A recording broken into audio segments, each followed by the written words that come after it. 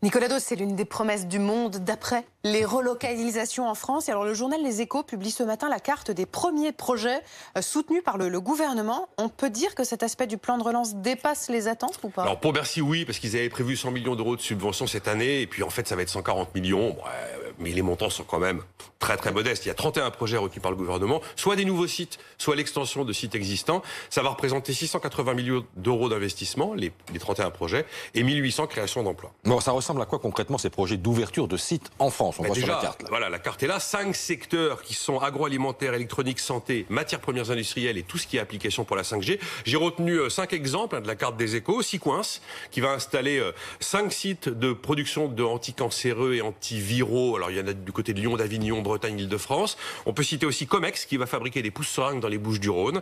Il y a Trimet, qui va moderniser et verdir son usine déjà existante à Saint-Jean-de-Maurienne, c'est en Savoie. Il y a Innovafeed, qui ouvre son premier site de production de transformation d'insectes. Transformation d'insectes? Bah oui, pour manger des grillons? Pas forcément pour nous, mais pour la nourriture animale. Et voilà.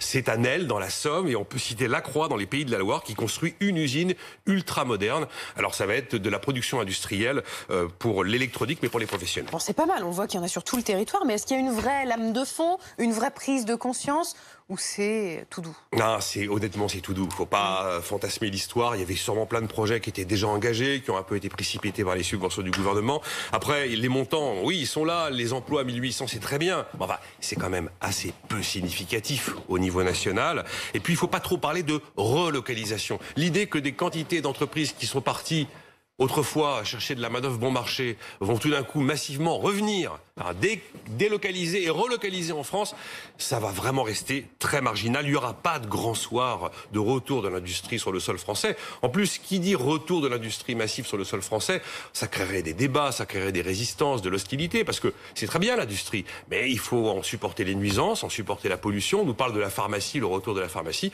Par exemple, la pharmacie, c'est de la chimie. Et puis on sait bien en plus que de toute façon, le nombre de consommateurs prêts à payer plus cher pour du Made in France, eh bien ça court pas les rues.